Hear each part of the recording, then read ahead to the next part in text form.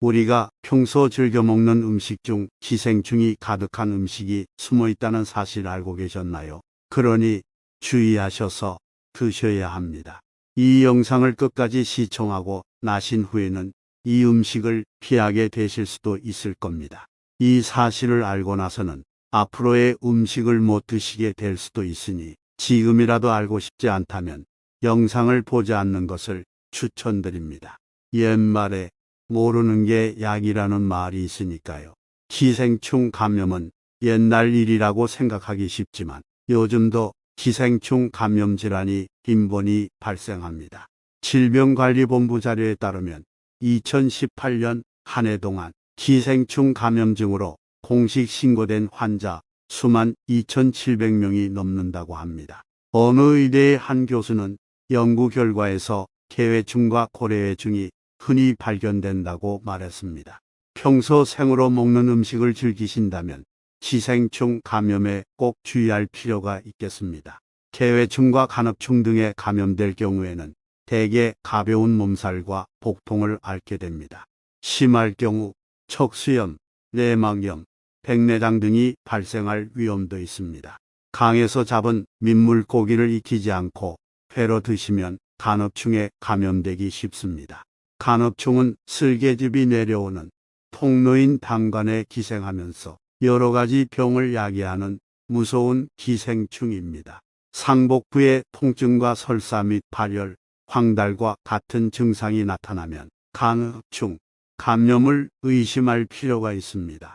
이 기생충에 감염되면 담관염, 담낭염, 폐혈증 등을 유발하고 간흡충이 담도로 이동할 경우 담도, 담낭암으로 발전될 위험이 있습니다.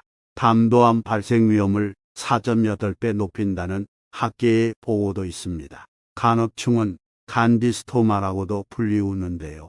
간디스토마의 전국 평균 감염률은 2% 안팎이라고 알려져 있습니다만 강가 주변으로 가면 갈수록 감염률은 더 높아집니다. 2011년 충북 옥천 지역 주민들의 경우 간디스토마 감염률이 무려 24.1%에 도달하기도 했습니다. 새우롱이에 기생하는 간흡충은 새우롱이에서 민물고기로 옮겨간 뒤 회를 먹을 때 사람 몸으로 침투합니다. 사람 몸에 들어온 후에는 담관에 기생하는데요. 혈액 검사나 대변 검사를 통해 감염 여부를 확인할 수 있습니다. 더불어 프라지판텔 성분 구충제로 치료할 수 있습니다. 그렇다면 소고기는 어떨까요? 돼지의 사육 환경이 개선되면서 돼지마저도 덜 익혀서 먹도 될 정도가 되었는데 말이죠. 그렇다면 소고기도 안전하지 않을까요? 어느 한 기생충 전문가는 소를 드실 때는 소의 간만 조심하면 된다고 말합니다.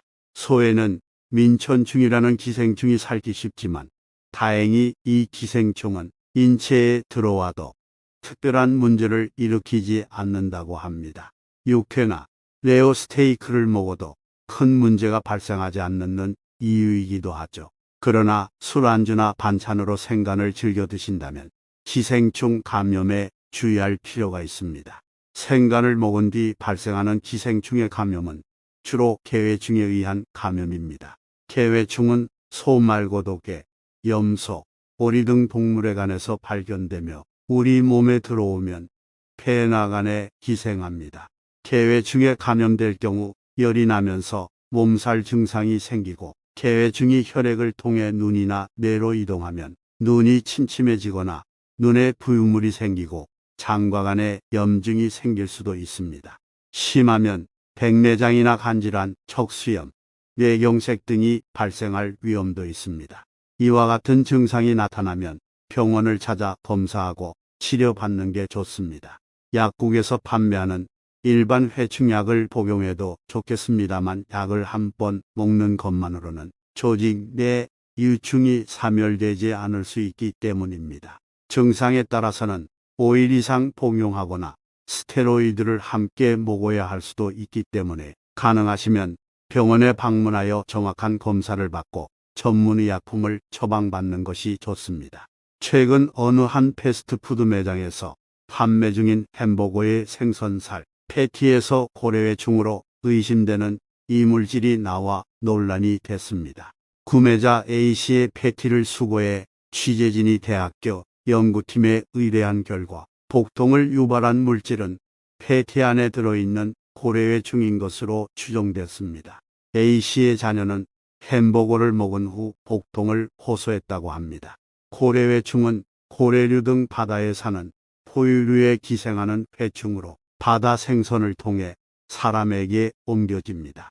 2cm에서 3cm 정도 길이 고래회충 유충은 위장벽을 파고들어 통증을 유발합니다. 고래회충이 인체 안으로 유입되면 몇 시간 내로 급성 복통과 구토 및 의외의 형성 등을 일으킵니다.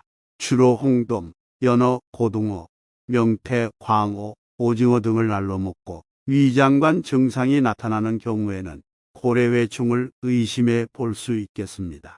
감염 부위는 80% 이상이 위장이며 대장, 소장, 드물게는 식도 등으로 이동하기도 합니다.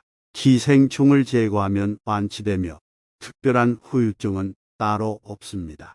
고래회충이 의심된다면 내시경을 통해 진단을 받아보는 것이 좋은데요. 내시경을 시행해 유충을 제거할 수 있습니다. 고래회충 감염을 예방하기 위한 가장 좋은 방법은 바다 생선을 날로 먹지 않는 것입니다.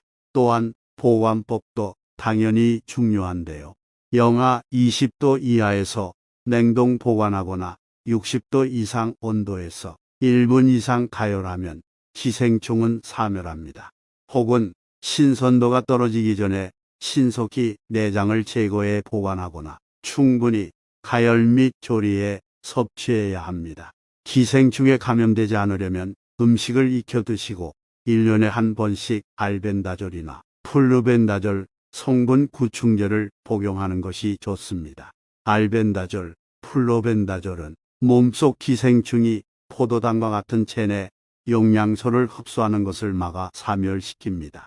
특히 공복에 먹으면 기생충 사멸 효과가 높다고 합니다.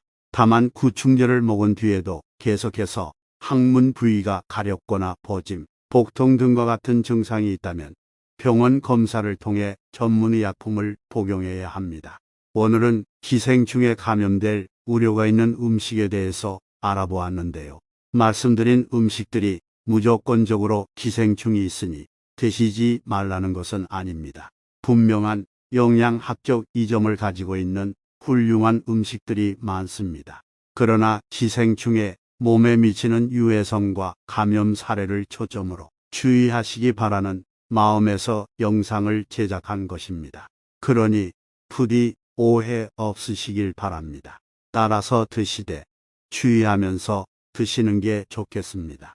오늘 영상이 도움이 되셨다면 소중한 분께 이 영상을 공유해 주세요. 앞으로도 더욱 유익한 영상으로 다시 찾아뵙겠습니다. 구독과 좋아요, 알림 설정 누르시고 무병장수하시길 바랍니다.